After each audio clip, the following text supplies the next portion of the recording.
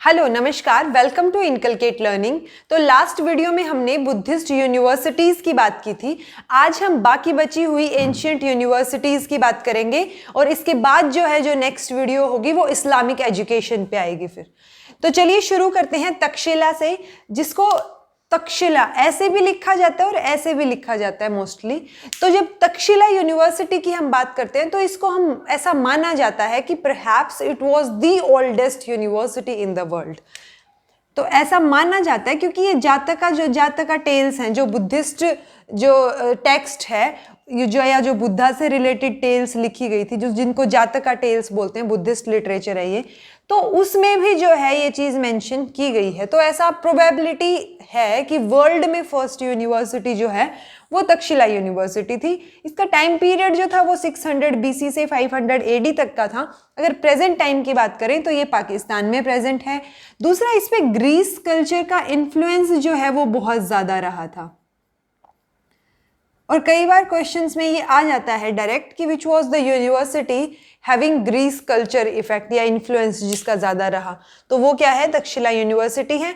ये बहुत पॉपुलर थी ब्राह्मणिकल पढ़ाने के लिए, ब्राह्मणिकल एजुकेशन के लिए, प्लस इसमें बुद्धिस्ट एजुकेशन। क्योंकि आप टाइम पीरियड देखिए, हमें पता है कि 1500 BC से 600 BC तक वैदिक पीरियड मानते हैं हम। उसमें भी अगर हम फिर से डिवाइड करें तो 1500 BC से 1000 BC तक वैदिक, अर्ली वैदिक, और 1000 से 600 BC तक लेटर वैदिक पीरियड पार्ट आ गया। तो वैदिक एजुकेशन होगी, लेकिन वैदिक के जस्ट बाद बुद्धिज्म आ गया था। तो बोल सकते हैं कि दोनों इसमें ब्राह्मणिकल और बुद्धिस्ट एजुकेशन दोनों ही दी जाती थी। इसमें जो मिनिमम एज थी वो 16 इयर्स थी एडमिशन की। जैसे हमने लास्ट वीडियो में नालंदा यूनिवर्सिटी में डिस्कस किया था कि वहाँ पे मिनिमम एज 20 इयर्स थी। वहाँ पे एंट्रेंस एग्जाम होता था, यहाँ पे कोई एग्जाम का सिस्टम नहीं था। यहाँ पे बहुत सारे डिफरेंट सब्जेक्ट्स पढ़ाए जाते थे। ऐसा माना जाता है कि अप्रोक्स 68 सब्जेक्ट्स यहाँ पढ़ाए जाते थे, लेकिन ये स्पेशलाइज्ड ट्रेनिंग देते थे तंत्रिज्म में, या तंत्र मंत्र जो हम बात करते हैं। तो ये भी ऋग्वेदा जो वेद थे उनमें प्रेजेंट थी।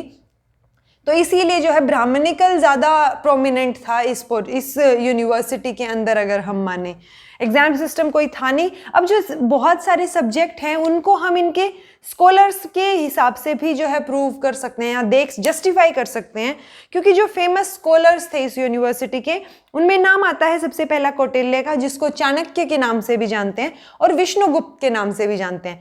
ये कौटिल्य वो चंद्रगुप्त मौर्य के गुरु थे, गार्जियन या टीचर हम बोल सकते हैं। उन्होंने ही चंद्रगुप्त मौर्य को उस पोजीशन पे पहुंचाया था जिसकी वजह से आज हम सब उनको जानते हैं। तो कौटिल्य ने एक बुक लिखी थी, अर्थशास्त्र।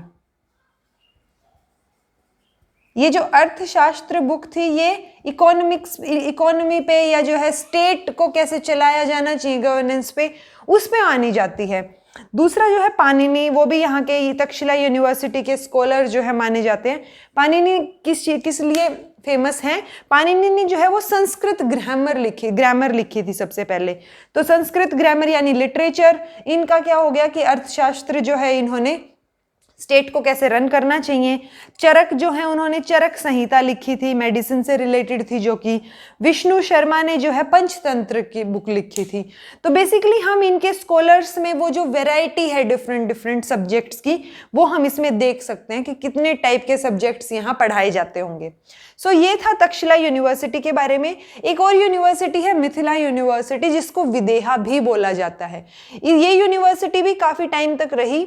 जैसे राजा जनक से शुरू हुई थी, ये राजा जनक से लेके बुद्धिस्ट पीरियड भी इस यूनिवर्सिटी ने देखा।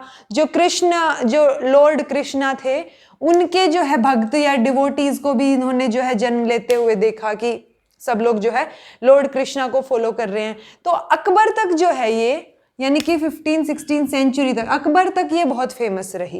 ठीक है, इसीलिए इसको विदेहा भी बोलते हैं, मिथिला यूनिवर्सिटी को।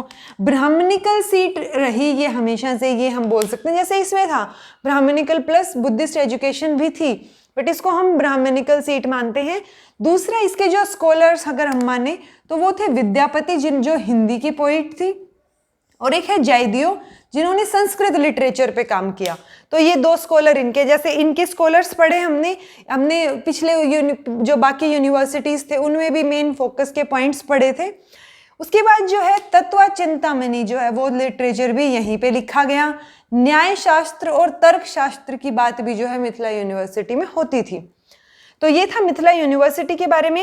अब कुछ एक और एंशिएंट इंस्टीट्यूशंस हैं जिनके बारे में हमें ज़्यादा पढ़ने की ज़रूरत नहीं है, लेकिन उनके नाम और वो कहाँ पर हैं वो हमें पता होने चाहिए। जैसे कि टोल्स हैं, ये बंगाल में प्रेजेंट है। फिर है पाठशालाज जो कि वेस्टर्न इंडिया का पार्ट होते थे। एक है चतुसपादीज, ये बिहार। फिर है सालतोगी, कर्नाटका। ये सारे लर्निंग सेंटर्स हैं, एंशिएंट इंस्टीट्यूशंस हम इनको बोल सकते हैं। इन्नाई रामा, ये जो है तमिलनाडु में।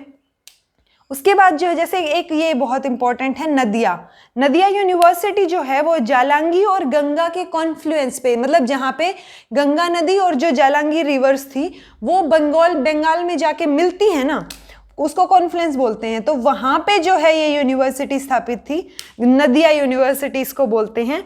इस यूनिवर्सिटी के 3 पार्ट हम लगा सकते हैं।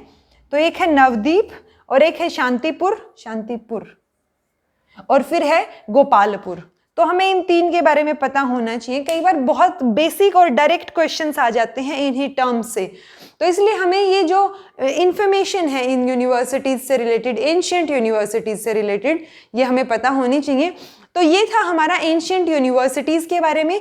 हम वैदिक एजुकेशन, बुद्धिस्ट एजुकेशन, उसके बाद बुद्धिस्ट यूनिवर्सिटी जो कि एंशिएंट यूनिवर्सिटीज़ का ही पार्ट होंगे, और ये ब्राह्मणिकल यूनिवर्सिटीज़ और एंशिएंट इंस्टीट्यूशंस, ये सब हम कर चुके हैं। अब नेक्स्ट वीडियो में हम पढ़ेंगे इस्लामिक एजुकेशन के बारे में, इस्लामिक एजुकेशन सिस्टम के बारे में। तो अगर आपको ये वीडियोस हेल्पफुल लग रही हो तो लाइक कीजिए, शेयर कीजिए और सब्सक्राइब कीजिए इनकलकेट लर्निंग को। Thank you so much for watching.